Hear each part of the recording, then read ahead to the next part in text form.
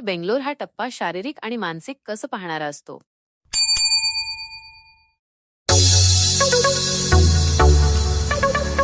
K2K cycle ride भाग 3.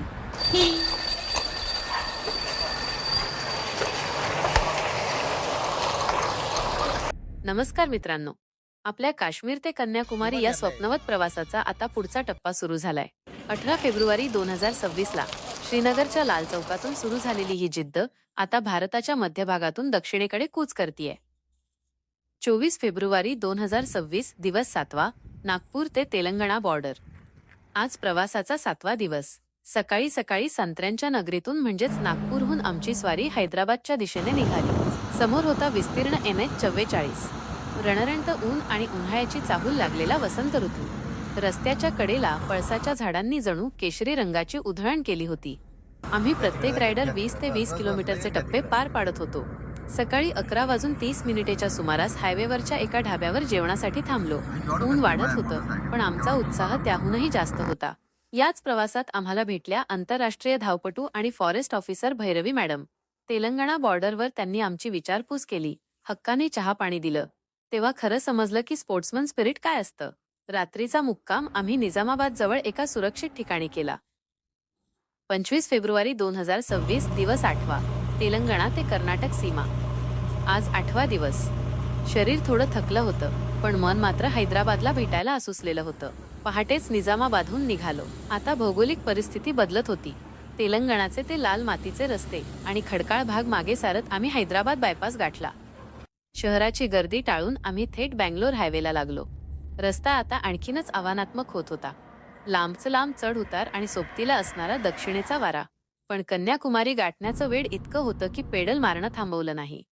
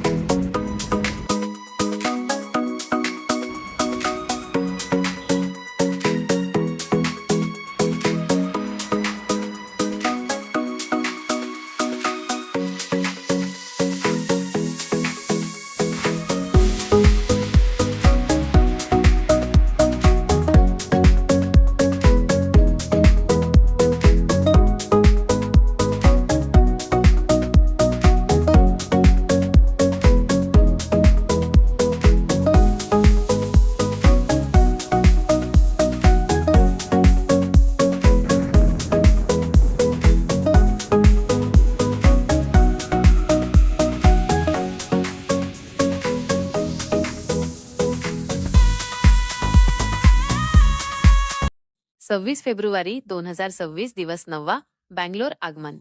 नव्या दिवशी आम्ही कर्नाटकात प्रवेश केला. 9 दिवसांचा थकवा एका बाजूला आणि बँगलोरच्या सिलिकॉन व्हॅलीत पोहोचण्याचा आनंद एका बाजूला. बँगलोरमध्ये आमची सोय आमचे मित्र आणि माजी सैनिक रुद्राप्पा पाटील यांनी केली होती. त्यांच्या प्रेमळ आदरातिथ्यामुळे मनावरचा सगळा ताण हलका झाला. प्रवास मोठा आहे, अनुभव अफाट आहेत. आता इथून पुढे दक्षिण भारताचं खरं सौंदर्य आणि आव्हाने सुरू होणार आहेत. या राईड बद्दलच्या खास टिप्स मी शेवटच्या भागात नक्की शेअर करेन. तोपर्यंत हा व्हिडिओ कसा वाटला कमेंट्समध्ये नक्की सांगा आणि पाहत रहा आमचा हा रोमांचक प्रवास.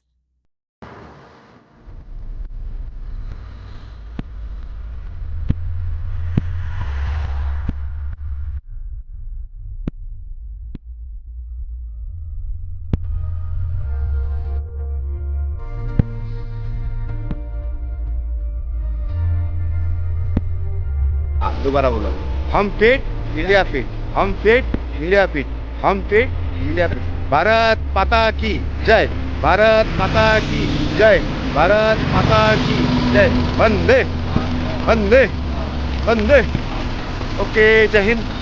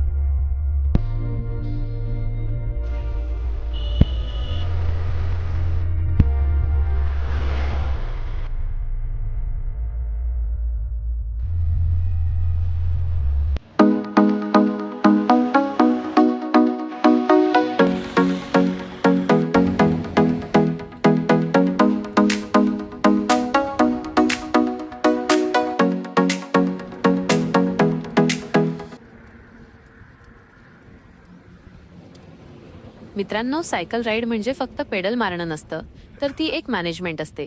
24 ते फेब्रुवारी 26 या 3 दिवसांत आम्ही जे अनुभवलं ते खूप वेगळं होतं. दिवस 7 व 8 बद्दल तांत्रिक माहिती. नागपूरहून निघाल्यावर आम्हाला खऱ्या अर्थाने दक्षिणेकडच्या उन्हाची तीव्रता जाणवू लागली. पॉज हायवे NH44 वर सायकल चालवताना सगळ्यात मोठं आव्हान असतं ते म्हणजे हायड्रेशन. आम्ही दर 15 ते 20 मिनिटांनी पाणी आणि इलेक्ट्रोलाइट्स घेत होतो, जेणेकरून स्नायूंमध्ये क्रॅम्प्स येणार नाहीत. 20 किलोमीटरचे जे आम्ही स्लॉट्स पाडले होते त्याचं मुख्य कारण म्हणजे आमचा रिकव्हरी टाइम. एक रायडर सायकल चालवत असताना बाकीचे रायडर्स बॅकअप व्हॅनमध्ये विश्रांती घेऊन स्वतःला पुढच्या स्लॉटसाठी तयार करत होते. यामुळेच आम्ही दिवसाला मोठा टप्पा पार करू शकलो. निसर्ग आणि भौगोलिक बदल. तुम्ही व्हिज्युअल्समध्ये पाहत असाल, महाराष्ट्राची सीमा ओलांडून तेलंगणात शिरताना निसर्गाचं रूप कसं बदललं. कोरडं हवामान आणि पळसाच्या फुलांचा तो भगवा रंग. हे पाहताना उंच तडाखा थोडा सुसह्य वाटत होता. रस्त्यात भेटणाऱ्या लोकांशी संवाद साधताना भाषेची अडचण येत होती, पण सायकल हीच आमची जागतिक भाषा बनली होती.